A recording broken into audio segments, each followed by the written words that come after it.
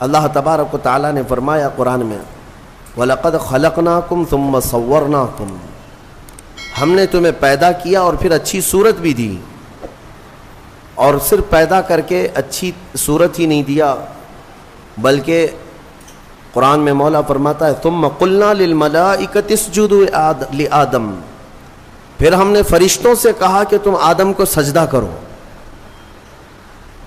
یہ تخلیق کی جو ابتدا ہے اس کے متعلق جو روایات ملتی ہیں تفاسیر میں، چند باتیں میں عرض کرتا ہوں۔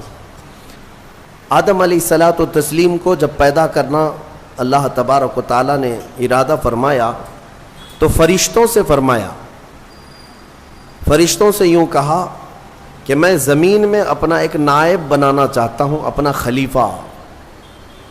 اب اندازہ کریں انسان کو اللہ نے اپنا خلیفہ فرمایا، نائب کس بات کا؟ خلیفہ کیا ہوتا ہے؟ یعنی اللہ تبارک و تعالیٰ کے احکام کو زمین پر نافذ کرنے والا، اسی کو خلیفہ کہیں گے۔ خلیفہ کا مطلب وہ مت سمجھو آپ جو پیر صاحب کے خلیفہ ہوتے ہیں۔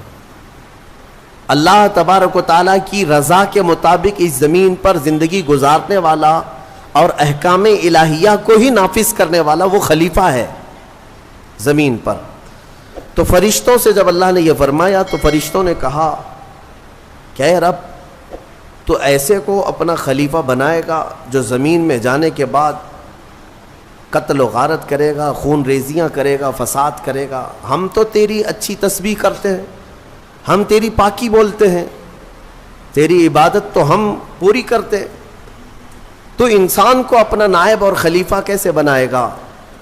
رب تبارک و تعالیٰ نے فرمایا انی اعلم ما لا تعلمون، جو میں جانتا ہوں وہ تم نہیں جانتے۔ یہاں سے کچھ باتیں سمجھ میں آتی ہیں۔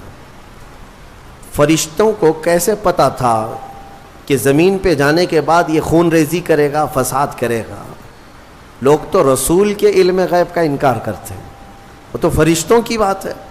ابھی انسان کو بنایا بھی نہیں ہے، زمین پہ بھیجا بھی نہیں ہے، اس سے پہلے ہی فرشتے کہہ رہے ہیں کہ ایسے کو تو خلیفہ بنائے گا جو زمین میں جانے کے بعد فساد مچائے گا، قتل و خون ریزی کرے گا۔ صاف الفاظ ہیں قرآن پاک میں۔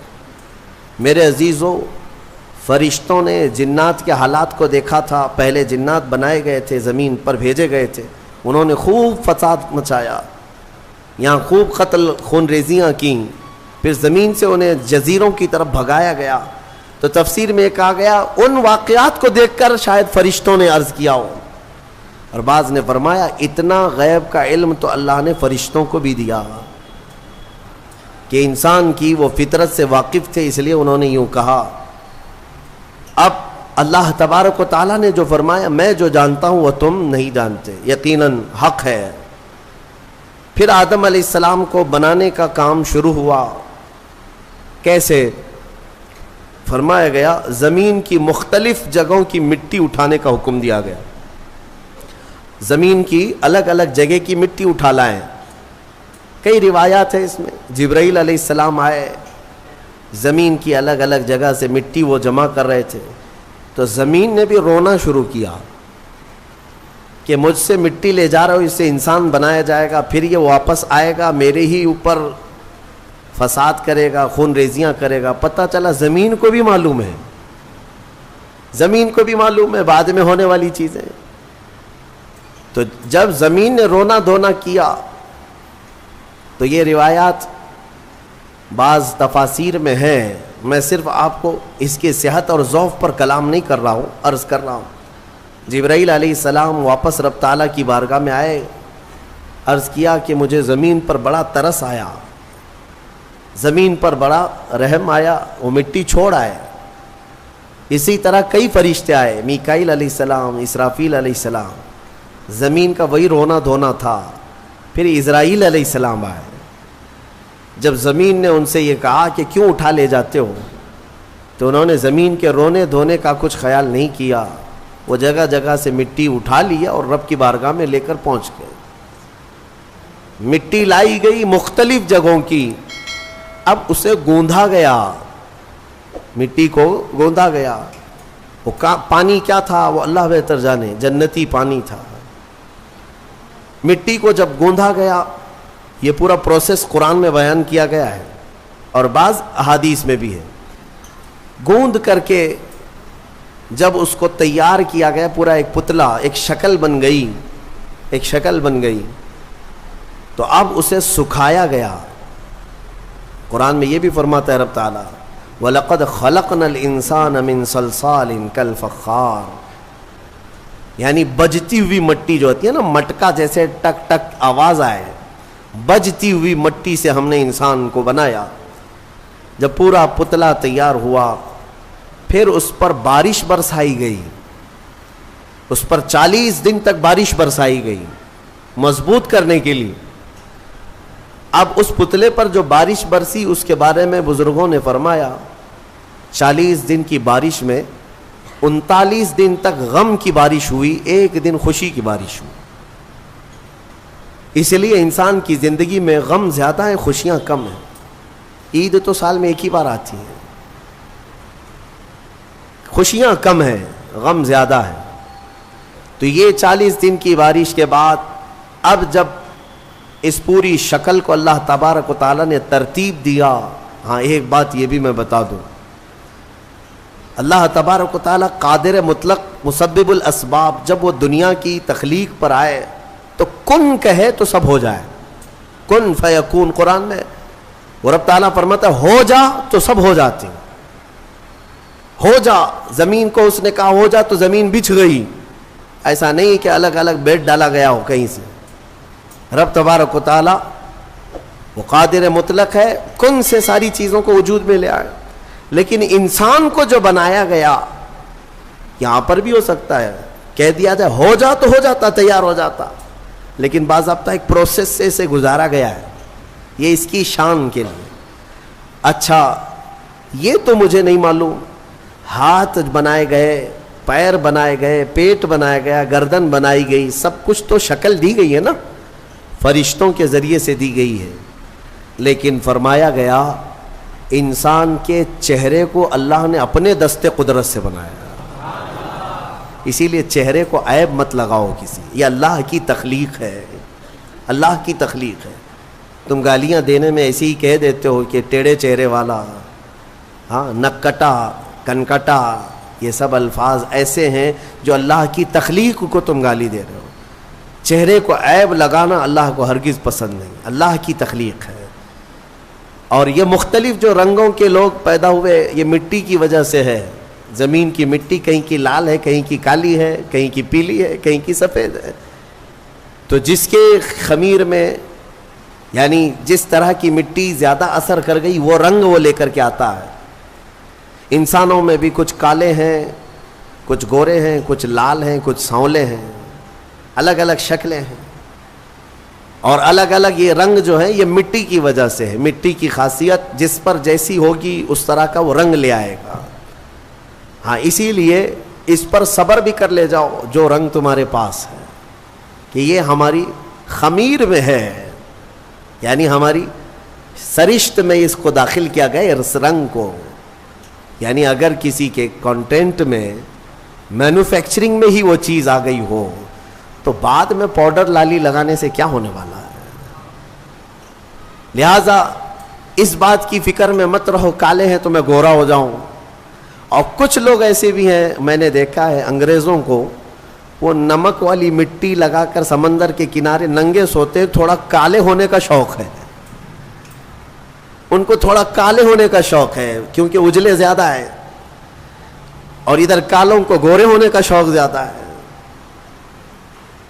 اس کا مطلب یہ ہے کہ یہ کسی چیز میں انسان قناعت نہیں کرتا، اسے صبر نہیں ہے، کسی چیز پر یہ راضی نہیں ہے. تو بہرحال اس بات پر راضی ہو جاؤ کہ میرے مولا کی تخلیق ہے یہ، اور اس نے جیسا پسند کیا ویسے مجھے بنایا.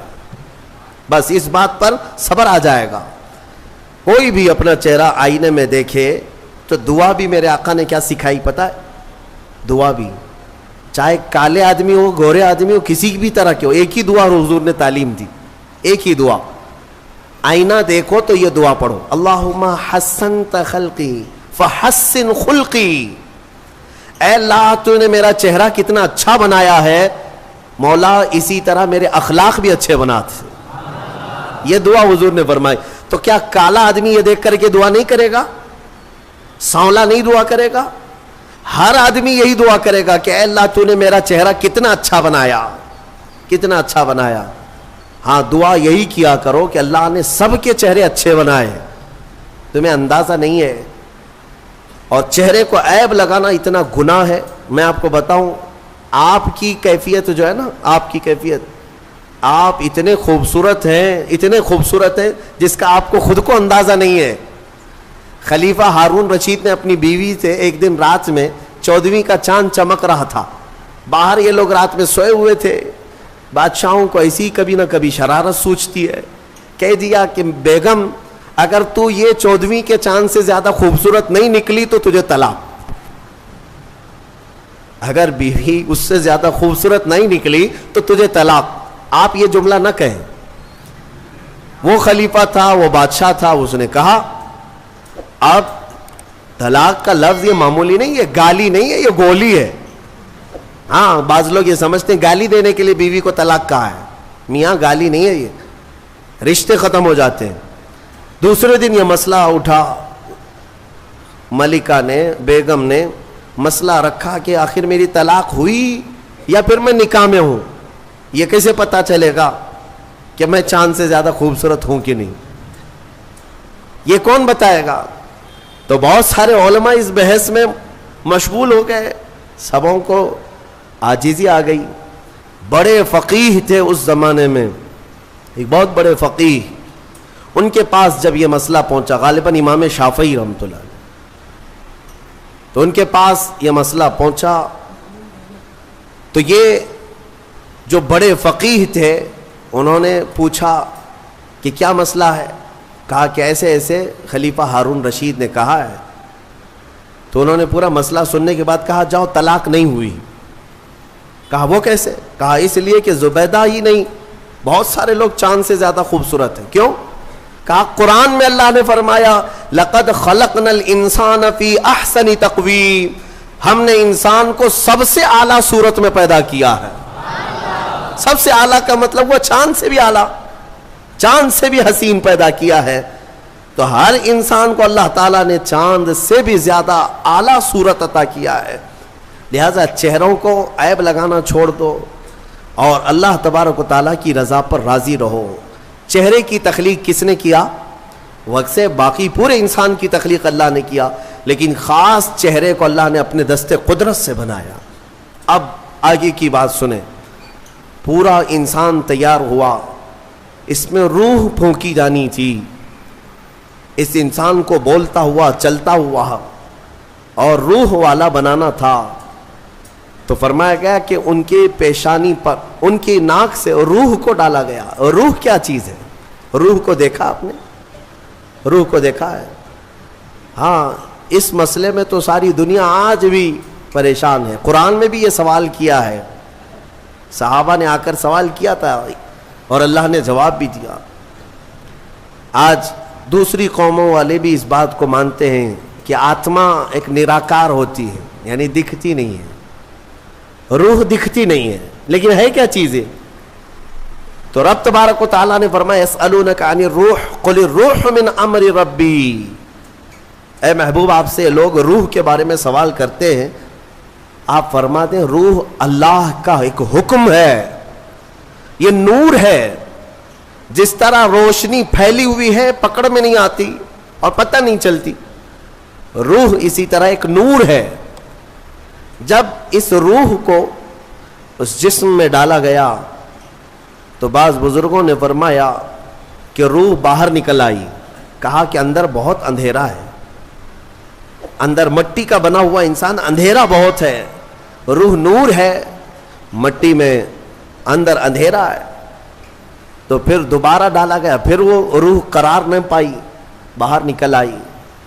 تو مفسرین فرماتے ہیں پھر آدم علیہ السلام کی پیشانی پر نور محمدی کو رکھا گیا. اللہ تعالیٰ نے اپنے حبیب پاک صلی اللہ علیہ وسلم کے نور کو آدم علیہ السلام کی پیشانی میں ودیعت فرمایا، پھر روح کو ڈالا گیا. اب روح جا کر جسم میں قرار پائی اور پھر آدم علیہ السلام کو سب سے پہلے ایک چھینک آئی اور چھینک آتے ہی سب سے پہلے آپ کی زبان سے ایک جملہ نکلا الحمدللہ. یہ انسان کی زبان سے نکلنے والا سب سے پہلا لفظ ہے. کیا ہے؟ الحمد. آج بھی چھینکتے ہیں تو ہم کیا کہتے ہیں؟ یہ آدم علیہ السلام کی زبان سے نکلنے والا پہلا جملہ. لیکن کمال تو دیکھیں، رب تعالیٰ نے اپنا آخری کلام قرآن اپنے حبیب پر اتارا بھی ہے تو اس کی ابتدا بھی کہاں سے فرمایا؟ الحمدللہ رب العالمین. قرآن کی ابتدا کہاں سے ہے؟ الحمدللہ سے ہے. تو انسان کو یہ بتانا ہے کہ اے بندے، تیری جو اصل ابتدا ہے وہ الحمدللہ سے ہے، جہاں قرآن ابتدا کر رہا ہے، اور قرآن کے ساتھ رہے گا تو حقیقی زندگی پائے گا.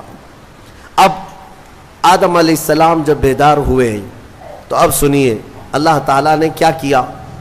رب تبارک و تعالیٰ ان کے سامنے دنیا کی ساری چیزوں کو پیش کیا، جو جو ہونے والی تھی یا جو کچھ بھی، سب کے نام سکھا دیے. وعلم آدم الاسماء کلہا، سب چیزوں کے نام آدم علیہ السلام کو سکھا دیے. درخت، پودا، پھل پھول، زمین آسمان، چاند تارے، سمندر، مچھلیاں، جنات، انسان، ہر ایک چیز کا نام، جو بھی دنیا میں چیزیں ہیں سب کے نام آدم علیہ السلام کو سکھا دیے. اب اس میں کیا کیا چیزیں ہیں، سب چیزیں کا مطلب کیا ہے؟ سب آ گیا نا. ہمارے بھی نام سکھائے ہوں گے اللہ نے، تمہارے بھی نام سکھایا. اب مسئلہ یہ تھا کہ فرشتے جو پوچھ رہے تھے نا ایسے کو کیوں خلیفہ بنائے گا، اب فرشتوں کو اللہ نے بلایا، آؤ. پھر یہ دنیا کی چیزوں کو فرشتوں کے سامنے پیش کیا گیا. بتاؤ اس کا نام کیا ہے، اس کا نام کیا ہے. نئی نئی چیزیں فرشتوں کے سامنے پیش کی گئیں تو فرشتے کہنے لگے قالوا لا علم لنا الا ما علمتنا، مولا ہم کو تو اتنا ہی معلوم جتنا تو نے سکھایا، یہ سب چیزوں کا تو علم نہیں ہے، ہمیں پتہ نہیں ہے. تو پھر آدم علیہ السلام سے کہا گیا آدم تم بتاؤ، انبئہم باسمائہم، آدم ان کو یہ سب چیزوں کے نام بتاؤ.